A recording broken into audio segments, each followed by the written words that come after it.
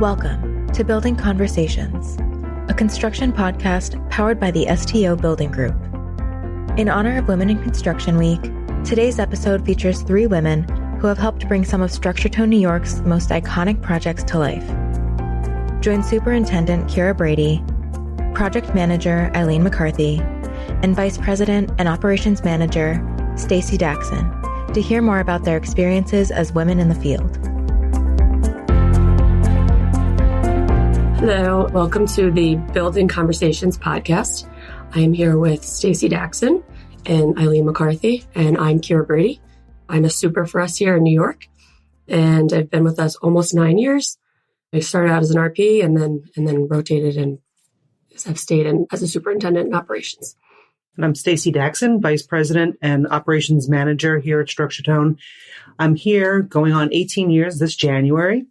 And I've always been in an operations role from superintendent to general super, project manager, director of special projects, and now ops manager. Good morning. I'm Eileen McCarthy. I'm a project manager here in New York City with Structuretown. It will be 22 years in February that I'm with the company, and I came in as a PM, and I've been a PM my entire tenure here. Awesome. All right. So building off of that, what inspired you guys to start in construction and then also just continue and pursue a career in construction? I don't know if it was necessarily inspired, but my dad was in another aspect of the construction industry. And I remember being knee-high to a grasshopper and listening to stories about steam fitters, ironworkers, plumbers, carpenters, you name it. And P.S., then I end up in the business. So I think it was by osmosis, but I like just seeing something go from zero to completion. And I think that once I got into it, I was on the paperwork side for many years as an admin, worked my way up. So I saw the paperwork side, but I also saw the building side go on. And I knew that that's where I wanted to go. And I made it to the building side of things. My career in construction is really circuitous. I've never had any intention of getting into this industry. It really became a function of economic forces. When I graduated graduate school, my thought was that I would go into the public sector. That was where most of my internships were, and thought I would stay within research and development and just writing series of reports and papers on traffic and things of that sort as I worked my way through the Port Authority and DOT. So by 1995 or so, we started to have a softening of the economy. And of course, public sector immediately stops hiring. And at that point, I had to pivot and go into private sector. And it was logical to go from I was pursuing a career in industrial engineering in the public sector, which was doing feasibility studies and economic comparisons for different infrastructure projects for the Port Authority. So the decision was to go into the private side and actually build. And that is how I got here. There you go. Like I said, I've been here almost just about 9 years, and I've seen a lot of changes throughout my time here. But, you guys being 10, 20 years in the industry, 10, even more in the industry, what changes, 10 plus. What changes have you guys seen throughout your careers? I definitely have seen many more women now joining, which is refreshing to see, but yes. Still a deficit in the field, right? Tradesmen, absolutely, definitely seeing a lot more tradeswomen. But from a project management and superintending point of view, certainly still a ways to go, but there has been vast improvement over the past 20 years. Absolutely. You saw them on the owners. You still see them on the owner side, the architectural side, or the designers, which I call the soft side of the business, or the hard side of the business. You are seeing more. Although occasionally I still will get a comment like, wow, you're the first woman I've worked with in the business. Just like, God, what planet were you on? Right. I don't think I'm that rare. That kind of took me back, and it was a lighting vendor because I was pounding them about delivery dates. Where's this? Where's that? And actually got the owner of the company in there, a young gal. Her father started the company, so she's working her way up. And I think she was rather intrigued because as I hit the floors and I'm talking to somebody, answering questions, meanwhile answering her questions, she was just like, my God, where'd you come from? And I was like, been here for 35 plus years in New York City doing this, so I'm not new. And you do see more of them. You see more women in the trades.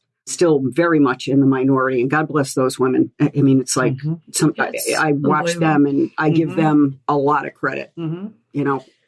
Well, it's funny that you say that, Eileen, you know, that being like some people you meet are meeting you as a woman in the field for the first time in their entire careers. And these are not people that are just beginning in their careers either, right? No. They have some mileage on them, right? Yeah. And it's funny because I met for lunch one of my clients, and she was saying to me that myself in the VP role, it's like an enigma in New York City, that I'm one of less than a handful of women that have hit the VP role that actually occupied an operational career. And you sit back and you say, oh my gosh, you know, is that like great, or is it a little sad, right? That it's that there's so few that are in these roles. I think it's a combination of both. And then even here in the organization, right? There's such a deficit between like our age group. So look at myself and Eileen and Kiera, right? And looking at that span of time where Eileen and I sit, and then the next in the leadership, there is a big gap in age. And I think it's really strictly because of the fact that it's just not as encouraged in school. Right. Yeah. In the time frame that where we are. Right. So now it's a greater encouragement, a lot more outreach. Yes. And a lot more. There was none of that. Open-mindedness towards a pursuit of the career. There was none of that when I started. I mean, I started out, as I said, paperwork, worked my way up, admin, was given a chance to go out in the field on a base building job in Hartford, Connecticut back in the mid-1980s. What I knew you could put in a thimble. The gentleman who was running the project said, go take a blueprint course. I did. And I just bought a pair of construction boots and spent time out in the field, and actually got mud boots too, because it was a base building site. So I was in clay. Sometimes it was a little bit lighter then, but I would get stuck and I have to get pulled out. But I went out, asked questions, watched, listened, learned. The men, I say men because that's collectively what I've been dealing with for all these years, have been my best teachers. And I even told you that at St. Pat's. Go out, pick their brains, spend time with them, ask questions. Sure. And everybody wants to talk about what they do. Yeah. And they're very open to, obviously not when they're in the heat of battle, but they will take the time, they'll explain it. If you're actually engaged, they will take the time and they'll teach you. But looking at it, I mean, I was the only one for a long, long time. The only one. Yeah, just keep moving, you know? And I don't even think about it. I just did it. You know? Yeah, well, I think that's what became part of the mettle to pursue it and to keep on going and getting through it, was just shaking it off and keep on going forward. Either you're on board with me or you're not, and just keep going. Yeah. So that's actually a very good segue for our next question. So like you said, being one of the only women on your job site in the field, I often get like, how do I find being a woman in the field? Are there difficulties? What do you experience on a day to day? For me, like you said, we were at St. Pat's together, so that helped a ton. I was 22 and it's like, oh, this is great. There's a woman PM here. That's awesome. And I can ask you like random, is this all right? Or, you know, just random questions. So for you both, did you have a specific instance where you felt it was difficult to be a woman in the industry? And how have you overcome those obstacles and challenges? I don't know that I could call out a specific one. I know a lot of times it was the perception typically when, and I'm sure you had the same experience, Stacey, you'd start a job, you'd have to do your kickoff meeting, you'd get the subs, they'd come in and they'd all just sit there, you know, like around the table, and nobody's saying anything. And I would just go through my little spiel. This is what I expect. This is what, you know, we're going to do. And they'd all just sort of look and go, all right. Well, when I was younger, I would fight against that kind of attitude coming back towards me. Or if somebody was just like blowing me off, so to speak, not really answering the question or whatever. I found as I've gotten older, I'll wait. I'll sit back because eventually they have to come back to you and you've got the answer. You already know the answer, or you've already set everything up to proceed with, whether it be work or organization or making sure submittals are running through, you know, everybody's doing their job on our side of the barricade. And when you get that, like I said, now I wait. And it's just like, okay, I'll wait. You're going to come back. And they do. So overcoming that, I once had somebody when I was in my mid-30s say to me, and he was a Southern gentleman, Miss Eileen, it will get much easier for you when you get older and you have some gray hair. He was right. He was right. It did get a little bit easier. But also, too, I think once people know that if you're a straight shooter, you're fair, you're out there doing your job, your reputation precedes you. And once that happens, and I mean in a good way, once that happens, that actually, yes, it carries you through. Well, reputation is everything. I had the benefit of growing up in an extremely patriarchal household. So we had very defined roles in the house. So going into a man's industry, which part of why I pursued it was to irritate my dad, was really, I had the benefit of knowing, let's call it my place. So starting off and being a little on the docile side, right? Listening more than I spoke, which I recommend for anybody starting off in the industry anyway. Right. Really kind of just approaching it with a little trepidation, right? Just taking it slowly and then speaking and then being impactful when you did speak. Yes. Yeah. And it was never really over talking, never having to prove that you knew everything or that you knew more than everybody else around the table. Because at one point, right, it wasn't just that you were the only woman on the job, it was that you were the youngest on the job. Right. Both so you factors. had We that had double whammy of just how much do you know, and you're a woman and you don't belong here. Yeah. So it was really kind of approaching it slowly, methodically, and then when you did actually strike, you struck. Right. And I think to your point, my mother had an expression, give your ears a chance. Well, that's very true. And usually when I see somebody just constantly talking and nattering, it's like, oh, this is going to be an adventure. But you just step back, listen, and spend the time. And a lot of times, if you just listen to everything and all the conversations going around you, you can usually ferret out and pick out the parts that you need to do, and you can execute from that point. It's not hard. It's just, and the other thing is when, I'm sure you've done it, Stacey, and I know you saw me do it. If there was a problem, you'd get all of the entities in, whether it be the architect, the plumber, the electrician, get everybody in there, say, okay, these are the plans. This is the way we have to go, but I'm concerned about this. And then just stop talking, because ultimately the men in the field are going to solve the problem better than, in my opinion, any architect or engineer, because they're hands-on, they're living it. Well, our job is to be the maestro. The facilitator. We get everybody into the room and they duke it out, right? But it's bringing the right people into the room at the right times, bringing the architect in at the right time. Yep. And that's what I think really creates the benefit of women being in the field, is really understanding that, because we don't need to always speak to be heard. Yes. Right. And we allow room for others. It's like they're the bridge between the trades and the design team. Yes. Yeah. Right. Yeah. So next up, with our lovely, busy day-to-day that we experience each day, how do you balance your family and your outside interests outside of your career? It's extremely difficult. For myself, I am married and I have 2 stepkids and I have 3 dogs. And it's difficult. It's not easy. I got married late in life, really, because my career was kind of dominating things, and I allowed it to, right? So you sow your seeds and you have to lay in your bed, right? So it isn't so simple. And when you're trying to develop yourself in your career, you want to be the first on the job. You want to be the last on the job. You want to be there all the time. You want to be able to catch everything. And some of it is a little self-imposed, right? You are a bit of an underdog, right? As a woman in the field, they're not counting on you to succeed, right? And there are some that are hoping that you don't. So therefore, you want to be on everything. So therefore, all bases are covered at all times. And much to the chagrin of your family and personal life, that goes by the wayside. Yeah, that's right. So it's something you have to be cognizant of to really, really balance things and unplug and pull yourself away and realize that you are not going to be able to control everything. If you can lasso the moon, you would have already. And so it is not very simple. Right. That is the long and short of it. And I don't have anybody at home. I'm single, but that is just as hard, because Kiera's seen the hours that I would put in, come in on weekends, and just, again, to your point, you're trying to stay ahead, making sure everything's covered. I also think it's the way girls are trained when we're growing up. You have a recipe, you follow the recipe. So it's kind of ingrained in us. There's a certain way that you process things where there was never that. And there have been studies on this where it's not like men in sports where you're in the locker room and everybody's, yay, and everybody's a team and whatever.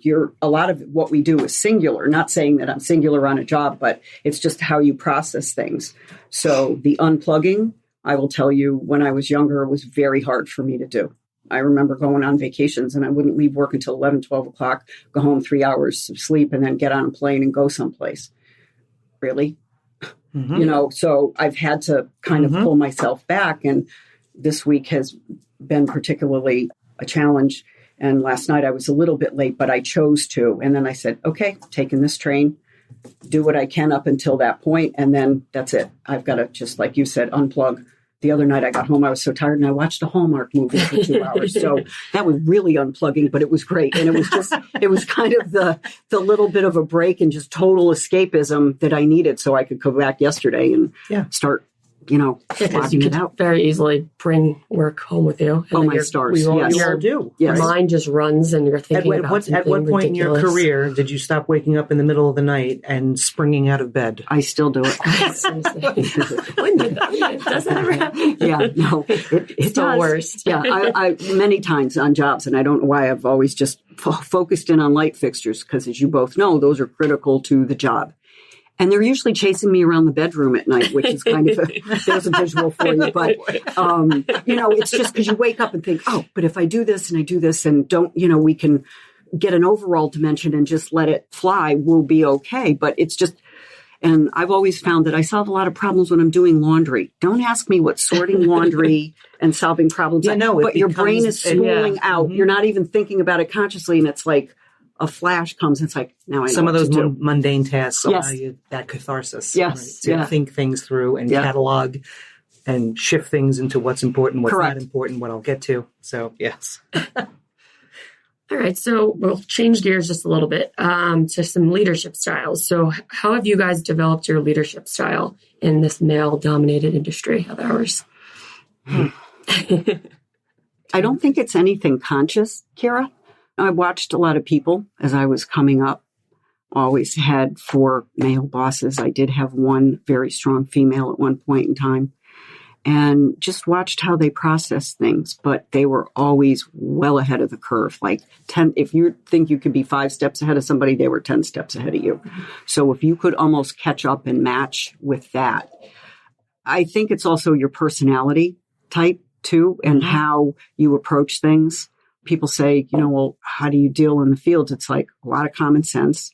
That usually helps. Yes. Some child psychology. So I don't know that, I didn't set out to do it. It was just, but like I said, be fair, be straight, and listen. Usually if you do that, and then it's like have them help you problem solve and pull people in that way, I think that's kind of evolved for me. Case in point, I'm walking out and I have an electrician calling me. He says the Audrey experience, and we have 4 lights now. I said, okay, did you scale the drawings? No. Okay, scale the drawings, count the track heads. I have to run down to the office. I'll be back, and then tell me what the lengths of the tracks are. So he's like, okay. I said, I'll talk to you later, Joe. And that was it. But I don't know. It's not something I don't consciously think about it, or how did I evolve? It just happened. And I guess you just organic. Right. Yeah. You just kind of, I don't know, morph into it or move into the, how you from my leadership things. Style, as it's morphed for myself also. It's what I have since learned is called servant leadership. Really? Where, so it sounds so. Go on. Yeah, right. So I didn't know what it was until it was all of a sudden described. And I was like, okay, I think I understand it. So from a servant leadership point of view is to really be serving your people, right? So you serve, and you think about it in the context of the field. Mm-hmm. We get the subs together. We're serving them. How do I make your job easier? Right. What do you need from me to facilitate your work? And then in concert with that, now talking from a people point of view and who I'm managing, how do I help you optimally perform? Mm-hmm. What do you need to succeed? Make these things happen? What do we need to do to set you up so that you have proper access, whether it be CMIC and various other things, so that you can be working optimally at all times? And that's how I see it. So it's never a point where you're working for me. How am I helping you? And interesting. What was it called again? Servant leadership. Wow. I've never heard that, but it's very true. And I think once you're there, you're doing it anyway. I never thought of it. Right. That's the name for what I'm doing. That's what I'm saying. Right. So all of a sudden you hear something described and all of a sudden it's given a title, right? Everything's given a title. So, but that's really what I think works well. And then it's also just being a little fearless, right? Knowing your people have a backstop, that the buck does stop with you, and don't worry about it, giving them the latitude and the strength to that go you have forward, their back. That I have you. Don't worry about it. You go and do your thing, and we're good. And I think the other thing is, too, if you make a mistake or something happens and you have to, there's, as I tell everybody that works for me or with me, that's what they put erasers on pencils for. Right. We all make mistakes. Mm-hmm. Okay. I thought I had one last night and I was talking to myself, but it seems like it's turned itself around. But I got all my paperwork in order, talked to the super this morning, talked to the light. It's just a matter of making sure you've closed all the loops. You've looked at all the issues. We've gotten everything solved. Okay, now we can pull the trigger and order these for these 3 floors. I need the super on the upper 2 floors to measure for me. And then I need the young fella that's doing the 2nd floor as well as ground to do the same for his floor. So I think organization also falls into that too, and how you process things. Mm-hmm. I mean, Kiera, you know how organized I am. Yes. And she used to just chuckle. The baby plans. Right, the baby plans. Yes, I'm very big on baby plans. And binders. And the men on the job site, when we were at St. Pat's, they go, oh, well, I can't find it. I wouldn't even look, and I would just go up, pull down a binder, and just put it in front of them. And so how have you adapted with technology? It's a challenge. Yeah. Although I do have to say, I love the thing on Plan Grid when you can pull the drawing up, wait, and I'm looking for a light fixture type, and I go, and I type in the 3 letters, and it's like, yes, 3 matches. And then I expand it. I'm getting faster. I'm getting faster. Do you do the overlay? Or do you still do your hand print the paper out and you do the supersede? Oh, no, I haven't. They had to break me of the drawings. That broke my heart because I killed a lot of trees. Not a good thing. There were just stacks and stacks, and every issuance would say superseded by the date, blah, blah, blah. Right. Yeah. We've had so many changes on the job that I'm on that now forget about it. Yeah. I mean, we would need structural steel supports for the plan. But it takes a lot when you're so used to the paper. Yes. Right? However, it's hard to break the habit. However, we have thousands, for instance, on this job, we have thousands of light fixtures. And I told the lighting vendor, I said, you can't give me one package because these are all over the building. Give me it by floor. I want a table of contents. Everybody thought I was nuts. But then when they saw there was a method to my madness, I said, we'll approve them this way. I did, however, make copies of all of those. I have the master binder. I broke it up by the 3 supers and the 3 electricians. And then the best part was the one of the foremen, he was the last one to get it because he had 5 floors, and it was Herculean, and the pages are tabbed. It was duplicate. I made 3 sets, one for the super, one for the foreman, and I had the young kid doing document control with me, helping me out. And once he saw what I needed, he knew, and I would write the tabs out, and we would get it all organized. And Rick says one day to Brian, the other foreman, he's like, where'd you get that book? And he's like flipping through it, and Brian says, oh, Eileen gave it to me. So we've all been lucky enough to be on some awesome projects. Yes. We've talked about St. Pat's, which was my first project for Structure Tone, and I was with Eileen. We casually got blessed by the Pope. It was great. Yes. So what are your most memorable projects or, moments during your career in general? I need to think about that one. I have so many. Well, St. Pat's was very cool. I mean, it's an icon in New York City. I mean, everybody knows St. Patrick's. And we were blessed by the Pope. And what was really weird was when to see the Pope mobile come down the street, and the whole street it was just so this hush. It was amazing. And he came up and the bells stairs. Were ringing. It was really something. But there was one day, I don't know if you were in the church with me or if this was before you got there, Kiera. Remember when we had the side aisles all scaffolded, and I was up there, I don't know, I was with one of the painters or whatever. And some group was rehearsing because very often they would come in, the organ would be playing, or they'd have different choirs come in. And this young woman sang Ave Maria a cappella. Oh my gosh. We all just froze in our tracks. And then to have it done in church, it was just, it still gives me goosebumps when I think about it. It was really, amazing. The other jobs, and I'm not minimizing them, they had their own challenges. They had their own positives. It was just nice to see bigger jobs go through to completion, or I've done many hotel rooms in my career, heads in beds. When you saw the newspapers hanging on the door, you knew once they flipped the room and they were selling it, we did our job, so I don't think you can top Ave Maria a cappella at St. Patrick's. That's great. So I've been on other types of projects. So you've been very lucky, Eileen, to have some very iconic projects under your belt, and comes a lot of stress, right? A lot. Yes. These deadlines are crazy. I worked on some sizable projects myself, and then a lot of small ones, which are extremely difficult as well. It's the same moves, no matter whether it's a big one or a small one. Right. So very difficult. But I guess one of the most memorable, which I have many, some are negative and some are positive, right? So this is like a really weird one. So for A&E Networks, we started our job, and the architect was coming up with these really very flourishy designs, and it was going completely out of budget, and like out of budget by double the amount of budget originally earmarked for the project. And with that, they fired the architect in the midst of my demo of the buildings, right? So we were putting two buildings together on 45th Street, going from 3rd Avenue down to 2nd Avenue down to 3rd Avenue. Wow. So on a slope, but we were combining the two buildings together, breaking open the party walls, making access between the buildings, and making it a big campus for A&E Networks. So I'm in the midst of all of my demo, taking out radiators here and there because we were going to do chill beam and a whole other type of chiller system up on the roof. And I get a call, Stacey, how far did you get on demo? I said, well, I'm already down to the first floor.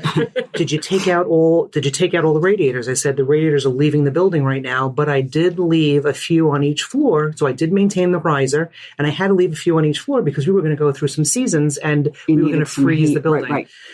Great, because we have to put them all back in again. I said, well, they're already gone. And with that cancellation of the architect and the firing of the architect, there was a little bit of time now to get a new architect on board, which was Mancini Duffy. I had gotten engaged earlier that year, and I was kind of kicking around getting married. I was like, oh, God, I don't have time for this. I have TCOs. I have things to do. I mean, normal stuff, right? That you have conversations about. Thankfully, my husband is in the industry, so someone understands. And so I had 6 weeks that the client says, we don't want Stacey to leave. We want her to stay here because we're going to have walkthroughs. They're going to be doing different scans of the floor. We're facilitating the new architect for them to draw everything completely new. So they have 6 weeks with which to deliver the job to the Mancini Duffy to give us actual drawings. So I sat on the site, said to my husband, all right, we're going to get married. He's like, okay. And I said, I have 6 weeks to plan the whole thing because the architect gets on board within 6 weeks and I have to put rubber to the road. So we're going to do everything now and we're going to get everything squared away. And you will have a good time, you said to him. Right. So I planned everything. We didn't get married during that time, but everything was set up. Yeah. And then I was looking at the schedule based upon when I was going to receive those drawings. My stars. Based on the bid, based on the buyout and the purchasing and the TCO. I was like, the TCO should be in the bag by June. We'll get married in August. I'll have time to finish the punch list and we'll be into the next phase because it was a multi-phase project. Did it work? The TCO never happened until December, but I still got married in August. Okay. But that was just like a memorable moment for me of how just trying to figure out, back to how do you balance your career and your life? You don't. You just, you tuck it in wherever you can. Right. So remember that, Kiera, when you're doing TCOs. Yeah, good to know. Good tip. They do come and go. Right. So really just feeding off of your most memorable, what have been sort of that was some challenging stories, but some challenges that you guys have faced in your careers as well? Oh my. Where to start? Yeah. A lot of challenges. The challenges have manifested in different types of ways, as far as just really being taken seriously, right? I've had my fair share of misogyny, off of clients that wouldn't talk to me. Oh, I can't say that I've had that so much. For me, it's been delivery of items, making sure that you could get stuff done. If you have it, you can build it. And the pandemic has just blown things to smithereens. And it's starting to cycle back where it's a little bit better now. But, how do you build it if you don't have it? And then you have a client stand there and say, well, I want it. Well, okay, I want a lot of things too, but we don't have it. Yeah. So I don't know. I that's kind of a hard question to answer because I don't think you ever stop and think about how you're doing it. You Just get through it. Exactly. Well, you met with some of those challenges, right? So you have some clients and Sure. you have owners reps that certainly paint a picture that's a little different than reality at times. Yes, that's and then a you true have statement. to walk things back a little bit and Right. kind of dash hopes and dreams, or at Or least say, explain why this is why, something right. can Show them happen why you're or asking the how it's question. happening, right? So it's I think you meet the challenges with just truth. Yeah. Right. Yeah. And you need to serve the information as hot as possible, right? That it's not, you don't let things go cold when No. there's bad news, and you try to just gain that trust of your client in the face of the adversity. I mean, the supply chain and everything with COVID has been completely upside down. Right. And it's always like the most random things too that you're like, who would have thought, Right. Well, fortunately, purple cabling would be a problem. Right. Yeah, we did have some problems with cabling on our Yeah. job, and Yeah. it was a long Yeah. lead. The light fixtures, many of them, we were out of the pandemic, but a lot of them had already been ordered previously because this job went through a buyout, and a new owner came in, stopped the presses, shelved everything, new design. So some of the stuff or some of the items we already had in house, but you don't just pull stone from Italy. It has to come off a mountain, It's a process. Right. Forests bit. for wood floors, and Yeah. so that's been a challenge, but you don't think about it. You just keep moving, try and find a plan B, or this is what it is. This is when it's coming. You just have to keep, like you said, observe it and just keep being truthful and Yeah. letting everybody know. Communication is always key. And I think women are much better at that in a lot of ways. It's not our information, it's everybody's information, or at least that's how I've always felt on the jobs It's that not I like do. you're holding it back to then Right. drop a bomb. It's like, no, here's Well, that's an important point plate. that you bring up, Kiera, right? That there are many people that try to keep it to themselves, right? And you think you're going to resolve the problem yourself. Yeah. And my advice I give to my whole team, if you can't resolve it within 24 hours, hand it up, right? Like give it to God type of thing. Manage Like, up and manage down. You have to just spread it around, because other people can rally and try to help solve that problem. But for you to harbor it and you can't fix it immediately, then stop holding on to it. Right. And it's not an admission of weakness. It's not an admission of incompetence. Right. It is just a problem that needs more than just I one did the person to legwork manage. and it's not. I need some more. Yeah. Some others. Okay, awesome. So next up we have, we just kind of spoke about this earlier, of what changes you guys have seen, we've seen during your careers. Where do you think that there are opportunities for improvement when it comes to women in construction, getting young women involved, kind of drawing people to the lovely careers that you both have had? I think it's really educating people to understanding how dynamic and how lucrative the position is, right? To work in the field, the constant problem solving, it is so interesting, right? The things that you're presented with, the experiences you have. Yes. Who would ever think that, not that it's so outlandish that you're working at St. Pat's that you'd meet the Pope, but it's just like, It's insane. this is a story for the ages. Right. And those types of nuances are so interesting, and so many stories that you can regale at a cocktail party, right? That everybody's surrounding you the whole time because they can't even believe what you do every day. Right. And these little stories that are just so, they're just so colorful. They're so interesting. But I think also what would maintain and retention, right? It's one thing to attract, another thing to retain, is really talking about flexibility. Where Eileen and I are coming off of a generation where we yielded to work, right? Work did not yield to our lives. Right.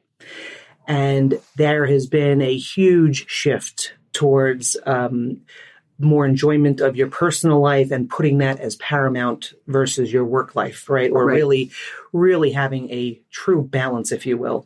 So I think that answering the call of today is instituting a little bit more flexibility. If you have a doctor's appointment, taking the day and working from home, there is a modicum of work, even working in the field, that you can work from home. Absolutely. Yes. You can make your phone calls, same things that you're writing your desk in your field office, and things like that. So to provide that flexibility, I think would give a little bit more of an attraction, I think. And it does work, because Monday I worked from home. This past Monday I worked from home, and I actually had to go through, our gal that does the expediting here in the office with the DOB had created a share file but there were over 60 documents in there, and I literally had to click into each one. Well, there's usually invariably somebody clutching at my ankles any given moment of the day. You start a thought, you can't finish it, the phone's ringing, somebody comes up, they've got a problem with the lights, and it's just constant. And then there's, as you say, the more colorful events. I should have a GoPro camera on my shoulder. I am a sitcom waiting to happen. Nobody's discovered me yet. And because some of the stuff that happens, it's like, to your point, at cocktail parties, when you tell people, you'll have them just hysterical when they listen to some of these stories, because it's just, and the characters that you're dealing with. So it was just wonderful when I sat at home and I went through all 60 files. I had 12 pages of notes. Didn't have a printer. And, but I made it by hand because now I can go back and tie in, make sure. I knew we had all the DOB perfs on the site, which we've done. I've already cataloged them, but there were a couple that snuck in that it was like, I missed them. And I'm like, oh dear God, if the DOB comes in and we're not up to date, I don't want to put us at risk. So it was just nice to have that quiet time to think, because man, sometimes in the field, but yeah, if you have that flexibility, not all the time, but just, like a one-off, it's really like a catch-up day. Yes, it was. Yeah. I mean, I remember my catch-up day would be working Saturday afternoon. Exactly. Saturdays. That was the flexibility. You are correct. Yes. Yeah. I have to catch up on that stuff. Yes. I'll come in tomorrow. Yes. And then on Saturdays, you didn't have as many questions, or it's a different energy on a job site. Wherever you are, it truly is a matter. time and a half day. It was a time and a half day for paperwork. It was like, look how much I can get done. But even the trades, you didn't really hear from them. They just came in, they worked, and they went home. So you knew you were going to be clear to just not have anybody coming in with all the questions. Yeah, that's true. We've spoken about this before, the importance of mentorships. For me, I've had the pleasure of talking to you guys as far as just sounding boards and what do you think about this? What have your experience showed you? I have different PMs I've worked with Paul, Scott, Molpe, and it's all great to have all these people because you all have built these amazing careers at Structure Tone. So for you guys, who kind of are your go-to mentors when you hear the word mentorship? Who do you think of? For myself now and where I currently sit within the organization, I look at my operations managers, to see just how they are managing their teams. I lean a lot on Dan Finnegan just to get his leadership and his insight, because at times his vision is a lot clearer and a lot different than mine. That's sometimes one of the traits I have, is that I get too into the weeds, and sometimes I cannot see the forest through the trees. Somebody at 50,000 miles up. So just being able to rely on someone just to do a Reader's Digest, real quick download, and get a different perspective that gives me a little bit more color to how I manage things. But coming up in the industry, it was few and far between, right? So it would really, mentorship and sponsorship were things that were unlabeled, right? Didn't have a label. Right. And they weren't really discussed. People you worked with, right? So you would just observe, right? And so you'd observe certain people that were doing things that like, oh no, that is certainly not working. So I'm going to click that off. That does not work. Do that too. See other people and just say, my God, the way that they have the gift of gab and the way they're able to manage a meeting and keep everybody engaged. And you just watch those little nuances in body language and you just observe. And that's really where my mentorship came from. It wasn't having a sounding board. It was more from an observational point of view. Mm-hmm. Yeah, I would say that that's the case. I mean, I'm that many more years older than you, Stacey, so that really didn't exist when I was just starting out in the field. I mean, I had people say, go unload a truck, and he wasn't kidding. No problem. So, it's been that kind of thing. So it was by observation, again, watching. It wasn't necessarily called out. There were, my friend Phil, and he worked for Structure Tone for over 15 years. And I saw him when I was on the owner's side, and I just watched how he ran things and how he moved. And it was just, I'm hooking myself onto this guy's belt and going along for the ride. And I did. And I learned. And I was on the client side, and he worked for Structure Tone, but I learned so much in watching him. Right. And like the right way of doing things and getting it done. Right. Yeah. So it was really more observation. There wasn't anything specifically called out. I've very often had younger women in the company, if they've had an issue on a job site, they would either call me or someone would say, call Eileen, and I would just listen. And tell them how I thought they should handle it. Yeah. And then I'd check back in with them and I'd say, how'd it go? And they said, you were spot on. Yeah, I did that. And that it worked. I said, good. So, but it was just by process of elimination for me, many years of just experience, how I handled something and passing it along. So there's always that in one way, you don't even realize you're doing it. It's the paying it forward. Paying it forward is absolutely the most invaluable thing that you can do. And if you're not doing it, it's a huge disservice. And to have the things that we didn't necessarily have, advocating for salary, talking to people about it, coaching them through those negotiations. Right. I still can't negotiate for myself, but I can negotiate for everybody else. But it's important to have that sounding board and let somebody know that they've been there and they've been doing that and giving them a little sobriety to the things that they're going through. Sure. Yeah. It's funny, as far as organically happening, we have mentorship programs here. My mentor was Paul Kiosian, and the first 2 years of working here, I avoided him like the plague. Like, they kept saying, you need to reach out to him. I was like, no, this is so weird. Like, I don't know him. And then he came to St. Pat's, and then he's been stuck with me for, 6 years. But yeah, but then again, you just saw how he operated, and then I was drawn to him. I was, all right, this guy knows what he's doing. But when he was assigned to me, it was like, this is so strange. Like, but there are so many people that have been in my time here at Structure Tone that have been impactful to my life. Yeah. Yeah. So I can't even name everybody. Like Kevin Mulvey. If I didn't have Kevin Mulvey as my project manager when I first started, I don't know if I would ever have lasted. Yeah, it definitely is. And taking cues from him was huge, that I still do. And even to this day, when it's like National Bosses Day, I'll reach out to him and just say, you're the best boss I have. That's awesome. All right. So I think we're at our last question, which I'm sure you're both thrilled about. What is... has a passion to get back to. Yes, exactly. Several front of house. What is the best career advice that you were ever given? And if you could give career advice to young women in operations, what would that be? Eileen, do you want to go first? Sure. I guess the best career advice I could give would be to know your project, know the drawings, and be organized. If you're organized, you can do anything. Case in point, reaching up and pulling down a binder without even having to look at it. It's a double-edged sword. Then people will see you as the go-to person, but you need to know what your job is about, all the paperwork, understand it. Don't be afraid to ask questions. Don't be afraid to spend time with the men in the field, men and women in the field. But ask the questions of the actual tradespeople, because they are the ones.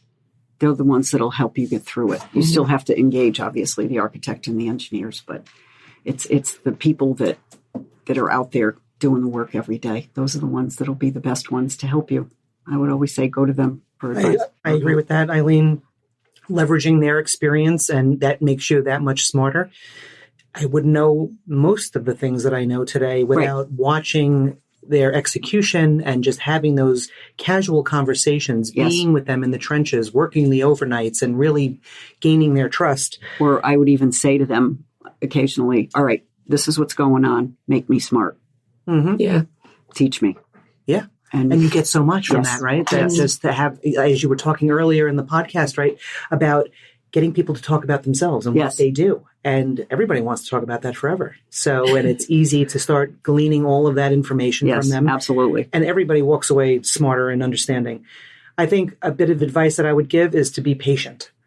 Many people coming into the industry, and all industry, really are only looking at what the next role they're going to have for their career when they're not well seated in the one that they have now, in the position they have now. So my advice is to enjoy the position, really exploit that position for all that it's worth, and not be so focused on what's happening next year, the year after, and where the promotions are sitting. Enjoy the role, enjoy the ride. It makes you that much more prepared for the next role that you do have. Awesome. Thank you, Stacey and Eileen, for all your time today. This was an awesome conversation, and I think it'll go out to a lot of people, and it'll be great.